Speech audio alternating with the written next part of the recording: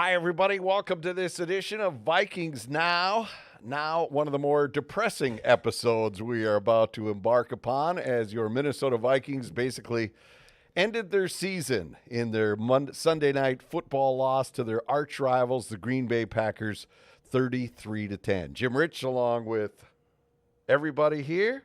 Ahmad Hicks. Yeah, Pierre. I thought he blanked I on know. days for a second. I wanted you guys to, build yourselves up, Is the resolution to forget everybody's names in 2024? Yeah, well, it could be. It could be. Here, I'll turn you up a little bit, so I'm sure everybody wants to hear from you. Yeah, I bet. All right. I don't know. I was disappointed in the total all effort. You were there. Mm-hmm. You were at the stadium. Yeah. You see Kirk rip the shirt off. You could not have asked for a better ancillary moment to the game than that. The fans certainly loved it, but it didn't translate to the field in what I observed. Did you sense a lack of fire in the Vikings? I'm not talking about execution, wrong quarterback, whatever, those decisions. I'm talking about an overall effort. Yeah, the Packers wanted it more last night. It was evident. It was clear from the jump. I mean, from the first 2 or 3 drives of the game when the Packers kind of asserted their dominance, the Vikings didn't do anything, and the Packers went down again and got more points on the board. You could just kind of tell, like, that team was playing for something, and they felt like they were the underdogs. That's the sense that I got watching that game last night. When Kirk sounded off that Gallagher horn, I mean, U.S. Bank Stadium went nuts. And then about 7 minutes after that, you didn't hear anything from the fans until the Green Bay Packers fans started chanting, "Go Pack, go."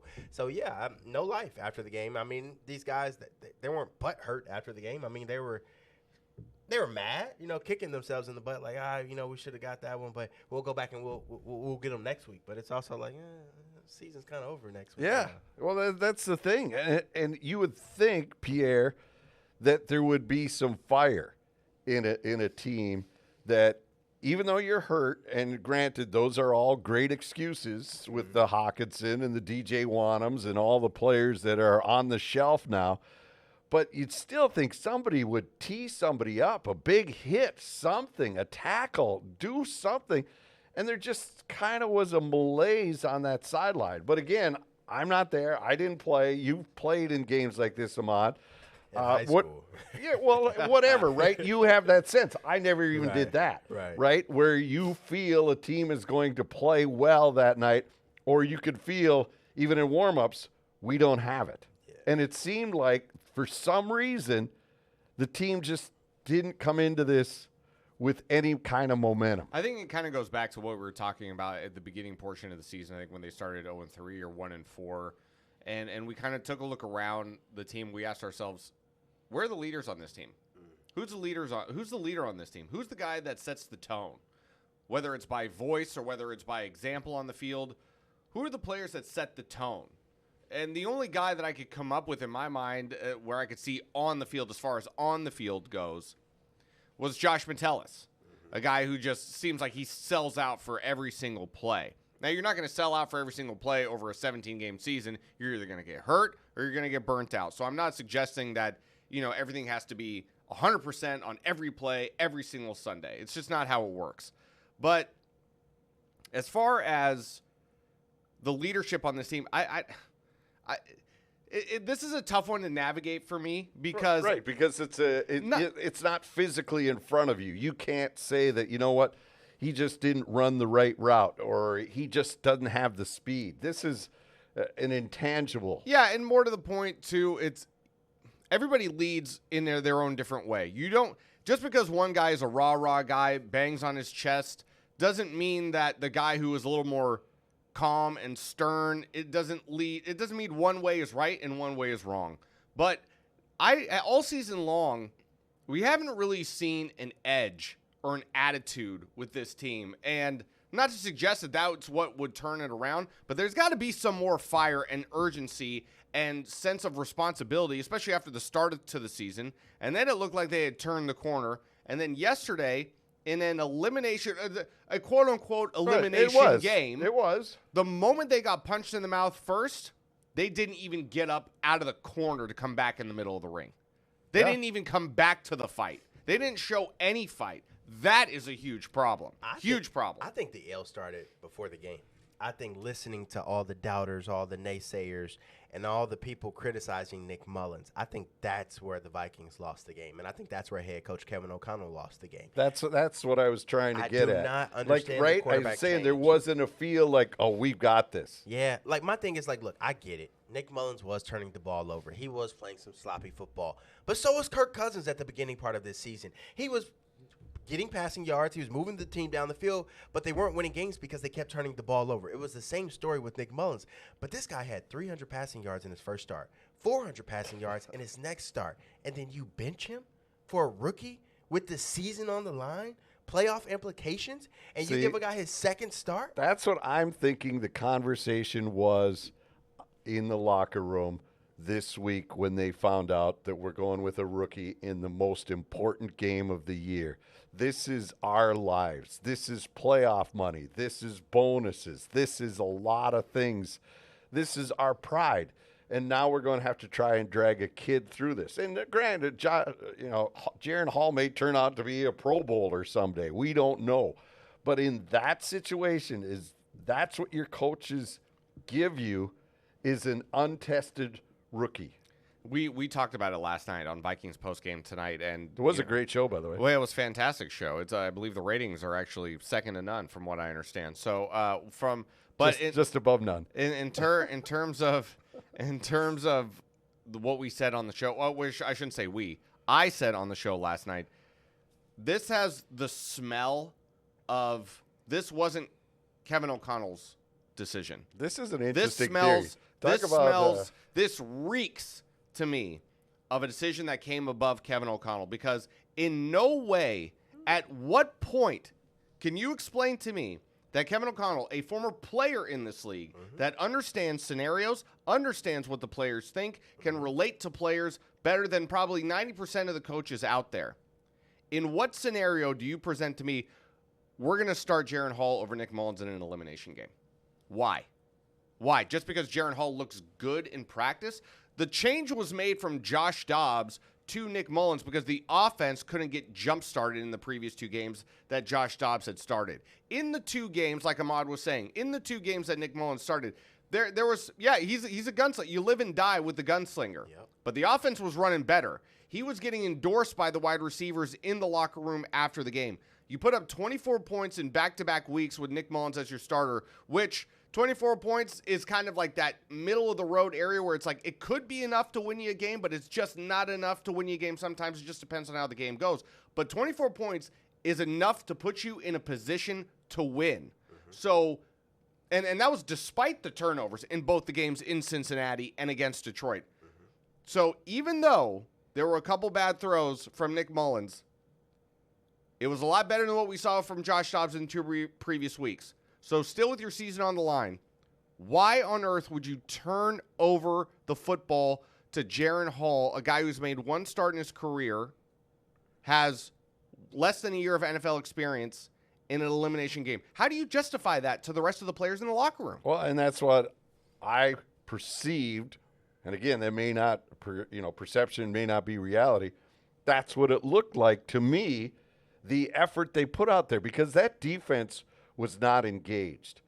They had no fire to them. Now that's another road we can go down, because Ben Lieber said basically since the second half of the Cincinnati game, something has happened to that defense. Someone has figured out something, meaning the opponents. Man. There was something on tape that the Bengals showed everybody how to neutralize Flores' blitzes. No, I think what it is, Byron Murphy Jr. is not there.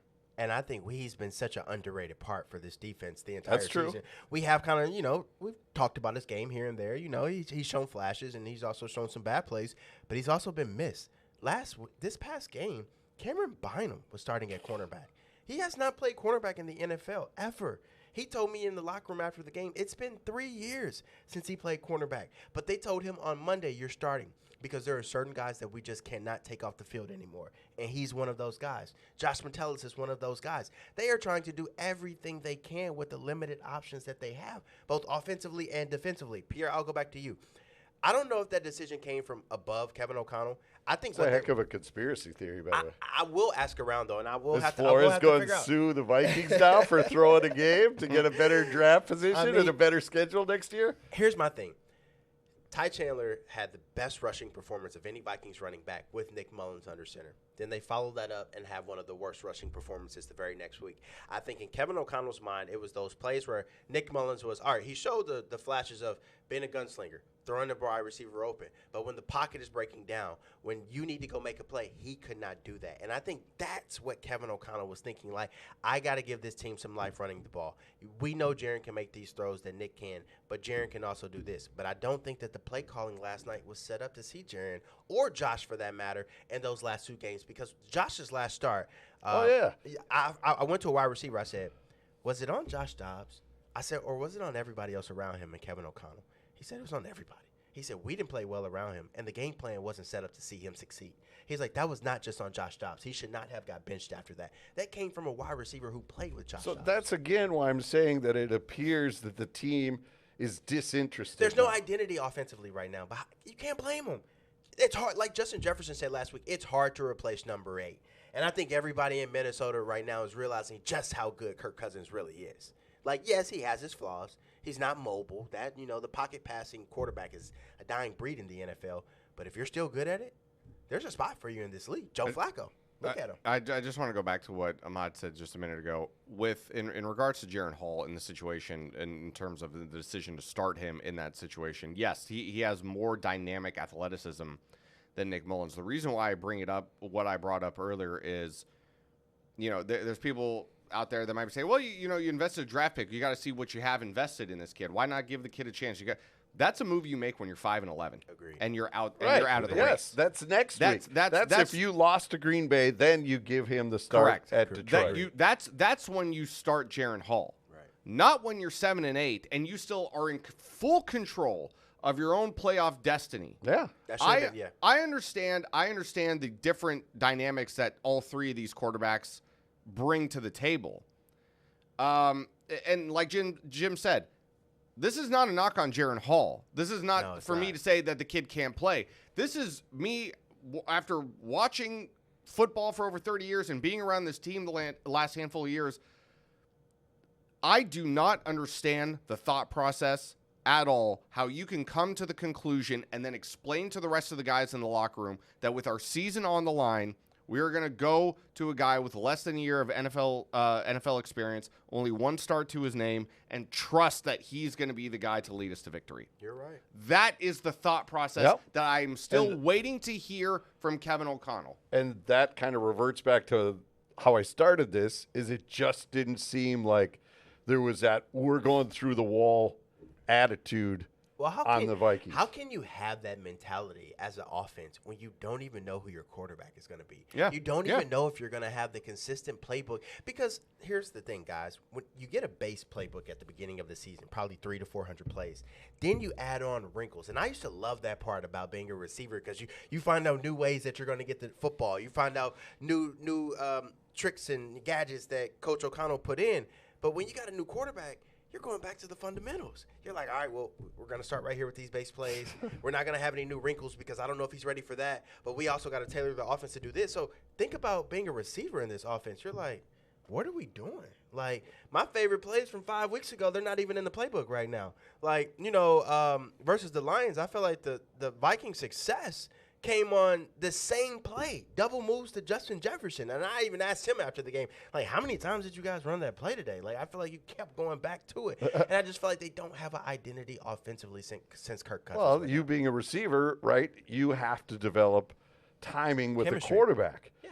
And everybody throws the ball differently.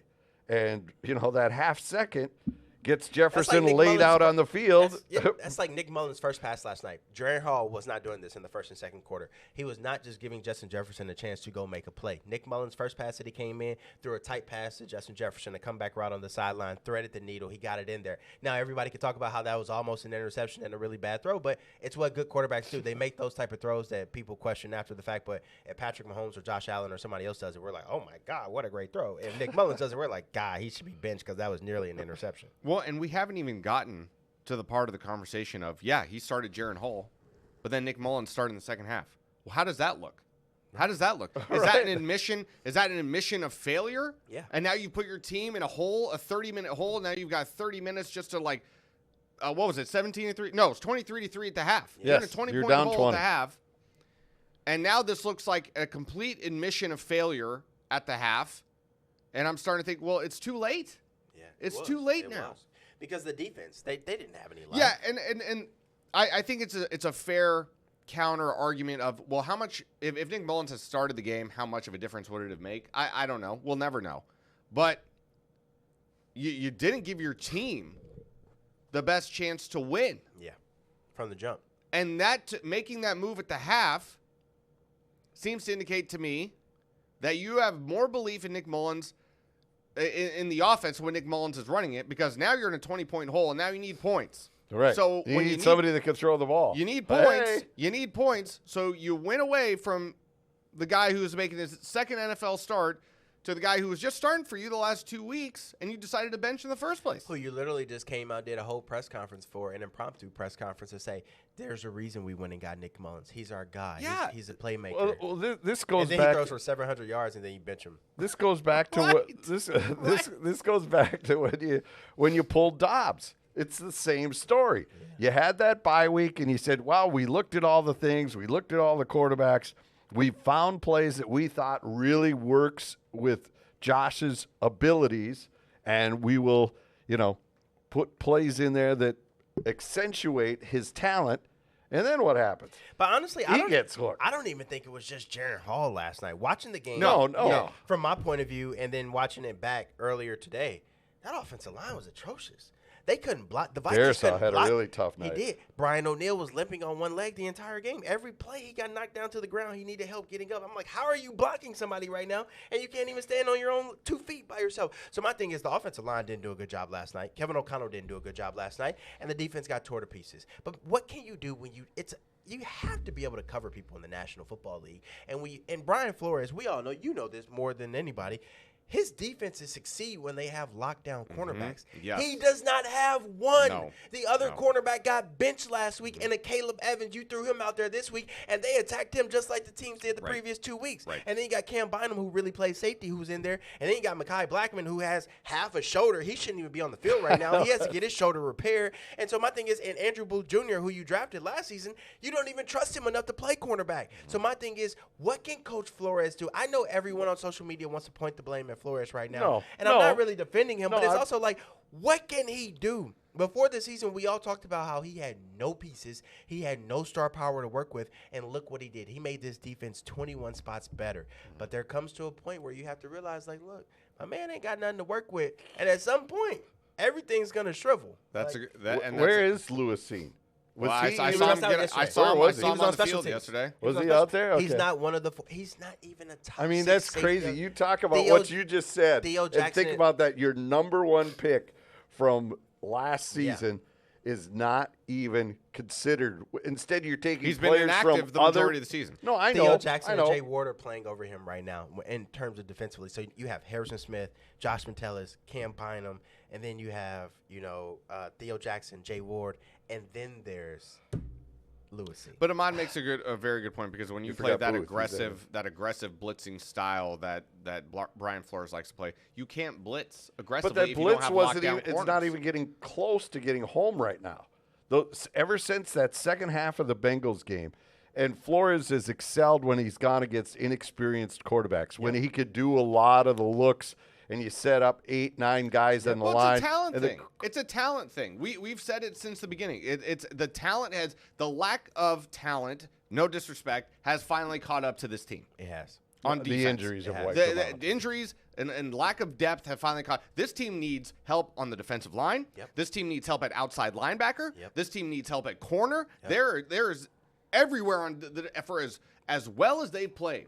Again, nobody is going to knock me off the crowning of Brian Flores for me at this point too, because like I'm not saying that. Anybody leading up to this point with the talent that he's had to do what he has done has been fantastic. And he now deserves an extension. Yeah, and now over the last 2 games, because we've had injuries and the fact that the talent just hasn't matched, they've run out of gas. It's run the train has run out of steam. So my question is, then your answer is that it's just lack of talent, bodies to execute what he's done. So the Bengals didn't expose anything No, it's just from a lack that of talent. second half on. Because if you had the talent, you know what Brian Flores could do? He could send the house and then go put his top 2 cover guys on the 2 best receivers on the other team, say, go lock them down. We're going to send the house. You hold your guy up for 3 seconds, we'll get the game won. He can't do that right now with anybody on his team. They are a blitz-heavy team, confuse the quarterback at the line of scrimmage. But I don't know if you guys know, the Vikings rarely play man-to-man coverage. Rare. They're a zone coverage team. Yep. You cannot send the house and you're playing zone behind it because if it gets Right, picked but- up, you're picking it apart like Jordan Love was last night. That's not on Brian Flores. That's on the people that he had. Harrison Smith, loving him to death. Maybe a Hall of Fame safety one day, but he can't cover a soul right now. He's too old. He's too slow. I'm sorry. It's the truth. Cam Bynum, one of the best players that you have on that defense, but he's not a corner. A Caleb Evans, he can't cover anybody. I'm sorry. I like the guy. He's a great guy to be around, but he can't cover a soul, let alone a great wide receiver in the National Football League. Brian Flores has nothing to work with defensively outside of Danielle Hunter, Jordan Hicks, Ivan Pace Jr., Wanham had Josh a nice Metellus, season until and before he DJ got Wanham before he got hurt. And losing Wanham, come on now. Yeah, that's what I think really hurt. You can't last get night. You cannot get any pressure on the quarterback because now you have Just a back. double- you You just got your double double team Hunter, with Danielle and Hunter that's the and end a of back it. chipping. Then it's like, That's the end of it. who else do you have playing on the other side? Right. You know what I'm saying? Oh, yeah. So it's like there's only so many pieces you can work with. So I think right now, I mean, look, I think they need to just go lose next week. Dan Campbell, I don't think they're going to lose anyway. The line, he says he's on pure octane right now. Controlled fury. He's ready to go after that game this past week. But I think the Vikings need to lose. Get a top 10 pick. There's going to be a lot of quarterbacks up there. A lot of people talking about who you should take. Use that pick to trade back. Get you some more depth. Get you some more draft picks. Bolster that defense. So you don't want to take a quarterback with the first pick? I think you give Kirk Cousins $20 million next year. We can leave. He's leave not that gonna take- conversation Yeah. probably to next I week. know. as I well. think you got to bolster this defense, though, man. You got enough pieces offensively. Your offensive line's intact. Nobody's going Sounding like anywhere on Mike the Zimmer offensive now. line. Got to bolster the defense. But you can't win without a defense. We're seeing that. Like, you can survive if you have a mediocre offense in the NFL. Like, you just got to get lucky. But you can't do anything without defense. And like Pierre just said, the no talent has caught up to this team. So if you decide to go into an offseason where you want to touch your offense again, like what they did, bringing in Josh Oliver and Jordan Addison and all these people, and not do anything to your defense when you got to pay Danielle Hunter, Harrison Smith may be gone, you still don't have a cover. Byron Murphy's going to be in the last year of his deal. Like, you're not going to do any DJ better. Wanham's a free agent. You're not going to do any better next year if you don't improve that defense. So Kwesi has a lot of work to do. I think they need to get draft capital and go defensive heavy. They need defensive interior linemen. I mean, Harrison Phillips, love the guy to death. He's no Dalvin Tomlinson. All right. One quick thing before we go. Alec Lewis of The Athletic put this out there. You probably saw it because you were standing right there where he was. The Wilfs did not go to the locker room after the game. They didn't. They go to every game. They did. They go through the locker room, win or lose. And They're Ziggy always talked to there. us before the game. He was like, can't wait to go get him, guys. See you guys after the game. He was fired up. Got a picture talking to him and everything. He was talking to me. And You couple got a others. picture of him? Yeah, we got No way. Gabe, Henderson, myself, Reggie from CARE. We were all talking to him before the game. He was fired up. He was like, can't wait for this game, guys. It's going to be a great game. We're going to talk after the game. This is us talking before the game about that. That is our look at that. conversation where he's literally talking about how he can't wait to talk to us after a win after the game. Well, And they are in the locker room So, every do you game. read anything into that, or was he trying to make Just the pure frustration. ball drop in New York? He was he Getting said, on the jet. He said he was ready to go party after that game, so maybe they were just ready to get back. All right. I know I was. I know I was too. I was ready to party at halftime. Yeah. And I went home and went to bed. There was no partying for me. All right. One game left. Detroit. Just lose it and get draft capital. Pierre? Well, I mean, the players aren't going to go out there and lose it. I mean, the players are going to go out there. They're still playing for jobs next year. So there's a lot of players on this team that are still playing for jobs, and whether it's with the Vikings or whether it's with another team in the NFL, He has a point. or whether it's with the newly formed UFL. You know, another I know opportunity you're to very throw excited football. about that. We're starting a podcast on the UFL, starring Pierre by himself. So, Except for those games that are on Fox and FS1. Please watch those. So yeah, the players still have something to play for. Technically, the Vikings are still in the race, although it's highly unlikely that things will break their way in order for them to get into the postseason. And even if they do get into the postseason, you're kind of shrugging your shoulder and say, okay, well, you're going to be the lamb to the slaughter to who? Dallas, maybe Philadelphia. Philadelphia's a mess, though. We could beat Philly right now. Stop it. Maybe Detroit again. Why? And maybe Detroit again. Who knows? I mean, well, so It's you over, know, man. it is. Did you hear Dan Campbell's press conference today? Today, no, I haven't heard it yet today. It's Jim heard great. it. It's awesome. He has that team ready to run through a brick wall Yeah. on Monday. The Vikings aren't even at practice today. So it's It's a holiday. I They'll be vacation am next week. that the no Wilfs It's in going to the be just a line of charter jets out of Detroit. Literally. Viking players go this way, that I way. talked to one player last night who said he's already starting to figure out his travel arrangements for after the season. the no Wilfs into the locker room Which is after like the game. late February, right? Next week. The no Wilfs in the locker room after the game makes me raise a little bit of an eyebrow. Yes, it does. Yeah, I think so. I think so. Not to say Well, because they have been there throughout this ownership. They've been there every single game. Yeah. And there have been worse losses than this. They're not hard to find. You can find them very easily. But they have been there. I think Kevin O'Connell is going through it right now. Oh, yeah. He's definitely going through it. For as great of a coaching job as he did in that Atlanta game when Josh Dobbs Right. came in, the way he has managed the quarterback situation moving forward really leaves a lot of questions in my mind. Not to say that he's not a capable coach. We've seen it. I think Kevin O'Connell is a capable coach, to be honest with you. I really do. But the last month has just really kind of left me scratching my head. He's been very inconsistent. Yeah. And that's for whoever is going to be back on the team next year. When you've watched this and you've seen Kevin O'Connell do what he's done over the last month, I would be coming into next year not questioning my head coach. That's not what I'm saying, but I'm going to be paying attention to what he does. I'm going to be paying attention to how he handles this adversity. I'm going to be paying attention to see if he has learned from any mistakes that have been made this season, because over the last month, I haven't gotten the indication that listen, I know the quarterback situation is tough. It's tough when you lose your starter, and I know it's tough when you essentially have three guys where it's like, does it really matter who we pick between? That's tough. I get it. However, I don't love the way it's been handled. It doesn't really make a whole lot of sense to me. A consistent message from the top. You have to. Right? Yeah. Come on. I mean, when you're a player, you need a consistent message. You know that, okay, this player messed up. We know there's accountability coming. Or this is who we are. They laid this out since OTAs. This is what this team is going to be. Mm-hmm. And then now we're like, oh, wow. Let's try this. Well, you know what, guys? I was thinking, and you can't have that. If I'm a player walking into meetings tomorrow or Wednesday, Oh, my God. and they're like, hey, we're going to give it all we got, and we're going to go with XYZ at quarterback, I'm like, really? Is that what you're saying? Yeah. Like, I'd be like, man, well, we got 4 more days until we can get back here, pack up, and go on vacation. Like, look, there's nothing left to play for. Like Pierre said, there's jobs to play for guys, absolutely. Yeah. You want to put good tape on film, but the Lions are going to come out there and play motivated football after that. And if the Vikings couldn't play motivated football on New Year's Eve at home, in front of a raucous crowd, your season is right there. You have a path to the postseason. It's in your grasp. You can control it. You win, you're in. It's as simple as that. And that's why I said from the very start, I didn't see any fire. And that's what was most disappointing to me. Yeah, you got injuries. Yeah, you got the quarterback hurt. Problem. You got all this. But there wasn't, we're all in this together, boys. Let's do this. And if you want to expand it a little bit more. And you can still lose. That's fine. Again, we talked about it last night on the show. 2-6 at home this year. Yes.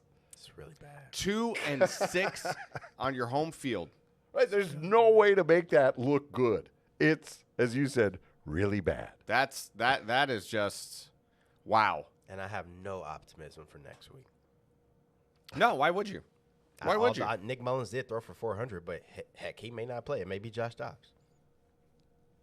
Could be. Why don't you make all 3 active and start them in each quarter? Yes. See what happens. Yes. Let's do it. All right.